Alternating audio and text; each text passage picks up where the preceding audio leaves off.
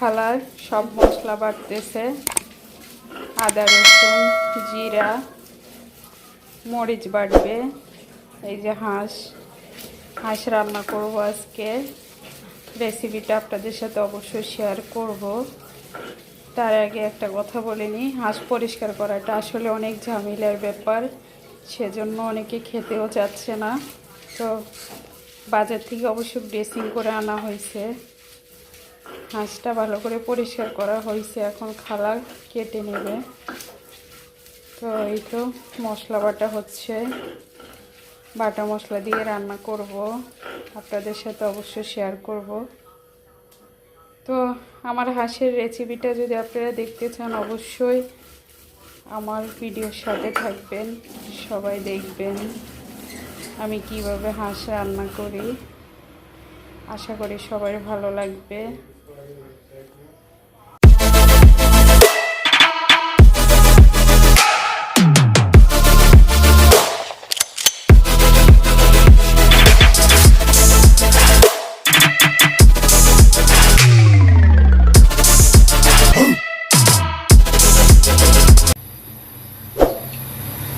আসসালামু আলাইকুম, সবাই কেমন আছেন? আলহামদুলিল্লাহ আমরা সবাই ভালো আছি।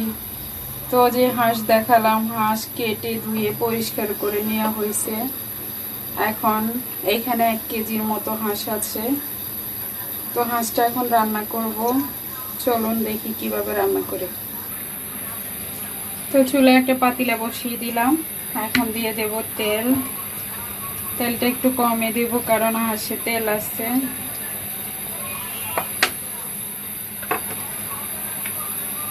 দিয়ে দেব 2 টুকরো দারচিনি,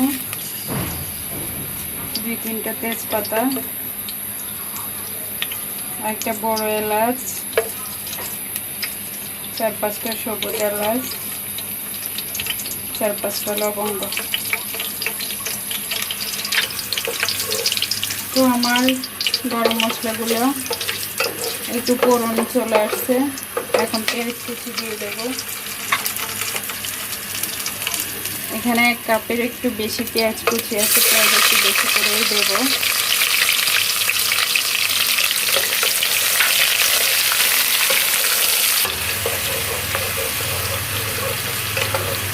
পেঁয়াজগুলো ভেজে নেব, বেরেস্তা করব না, বেরেস্তা মোটামুটি করব। বাদামি চেয়ে আর একটু বেশি গাঢ় কালার আসলে মশলা দিয়ে দেব।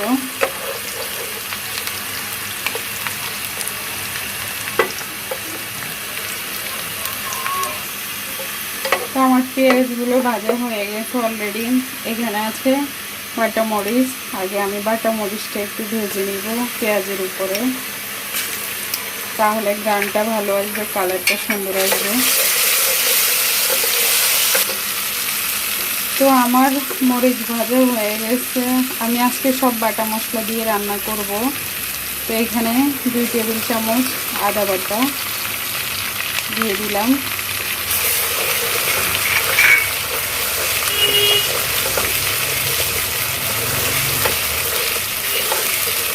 এখানে আছে 2 টেবিল চামচ রসুন বাটা দিয়ে দিলাম।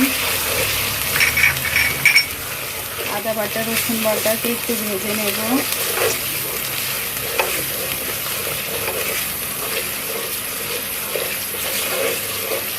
একটু ভালো করে ভেজে নেব মশলাগুলো।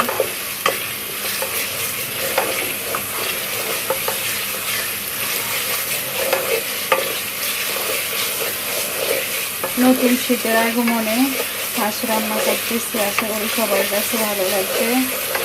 আর শীত আসলে তো সবাই হাঁস নিয়ে খুব রমরমা আয়োজন হয় হাঁস খাওয়া। আমরা তো খাই।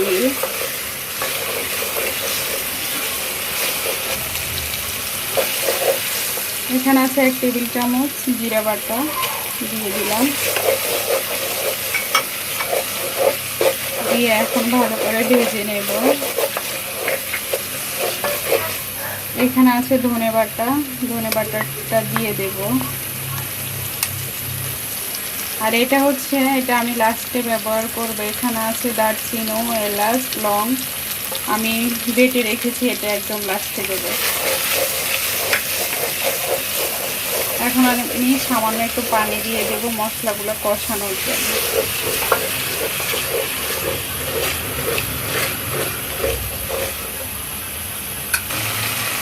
এখন দিয়ে দেব হলুদের গুঁড়ো,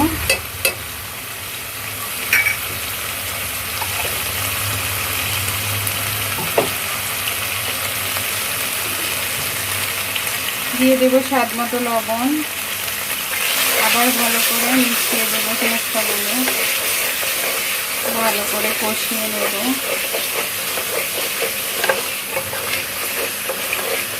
তো আমার মশলা কষানো হয়ে গেছে, এখন আমি দিয়ে দেব হাঁসের মাংস। আস্তে আস্তে হাঁসের মাংসগুলো দিয়ে দেব।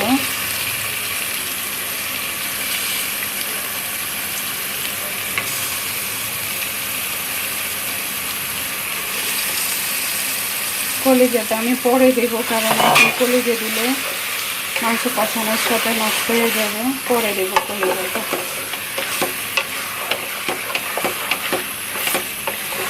দেখতেই পাচ্ছেন কালারটা কত সুন্দর আসছে। এভাবে হাঁস রান্না করে দেখবেন, ভালো লাগবে।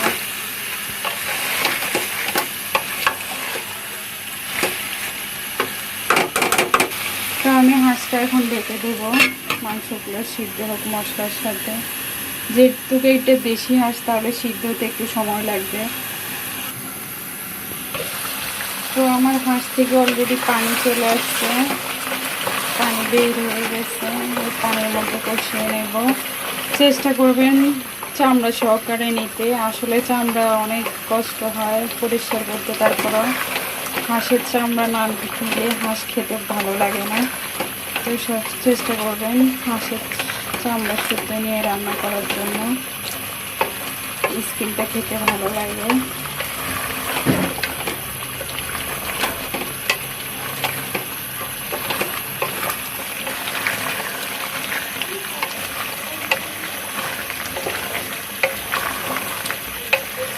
বারবার ঢাকনা উঠিয়ে নেড়ে ছেড়ে দিতে হবে, না হলে নিচে লেগে যাবে। যেহেতু মশলা বেশি দেওয়া, হাঁসের মাংস একটু মশলা বেশি লাগে আমার হিসেবে। কে কীরকম খান আমি তো বলতে পারবো না, আমার একটু মশলা বেশি দিতে ভালো লাগে।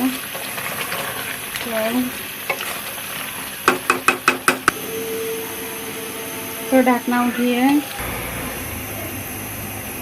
আমার এখানে আছে নারকেলের দুধ। কোরানো নারকেলকে আমি হাত দিয়ে চটকিয়ে গরম পানি দিয়ে ছাঁকনি দিয়ে ছেঁকে নিয়েছি। আমি সে নারকেলের দুধ ব্যবহার করব, এতে করে হাঁসের গন্ধটা চলে যাবে। আপনারা যদি কেউ পছন্দ করেন দিতে পারেন, না পছন্দ করলে অ্যাভয়েড করতে পারেন, সমস্যা নাই, আমি দেব। তো আমার এখন হাঁসটা মোটামুটি মশলা কষানো হয়ে গেছে, তার সাথে হাঁসটাও মোটামুটি কষানো হয়ে গেছে। এই পর্যায়ে আমি নারকেলের দুধটা দিয়ে দেব, দিয়ে এর উপরে আমি আরও হাঁসটাকে ভালো করে কষিয়ে নেব। নারকেলের দুধটা দিলে হাঁসের থেকে যে একটা গন্ধ থাকে, গন্ধটা সরে যায়।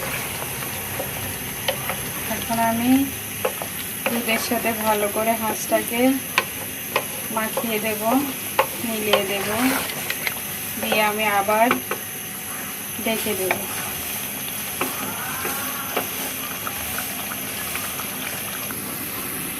এ পর্যায়ে আমি ঢাকনাটা খুলে নেব। দেখতেই পাচ্ছেন নারকেলের দুধ দেওয়াতে খুব সুন্দর একটা ঘ্রাণ আসতেছে। তো এই পর্যায়ে চাইলে আপনারা কেউ আলু যদি দিতে চান দিতে পারেন, আর কেউ না চাইলে না দিতে পারেন। তো আমি এখন দুইটা আলু দিয়ে দেব, আবার ভালো করে বাড়িয়ে দেব।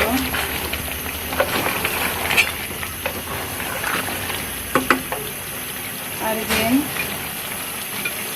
হাঁসের কলিজাটা আমি এই পর্যায়ে দিয়ে দেব,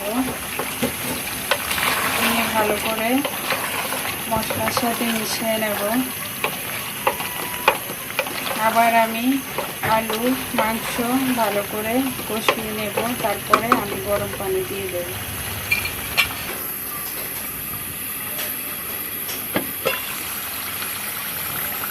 এখন আমার হাঁসটা কষানো হয়ে গেছে, এখন আমি গরম পানি দিয়ে দেব।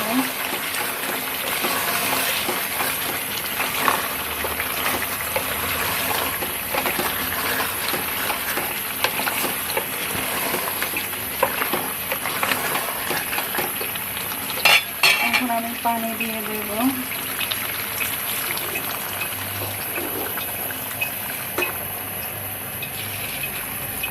পরিমাণ মতো পানি দিয়ে দিলাম হাঁসটা ভালো করে সিদ্ধ হওয়ার জন্য। দিয়ে আমি এখন ডেকে দেব সিদ্ধ হওয়া পর্যন্ত। মাঝে মধ্যে এসে এসে নেড়ে দেব।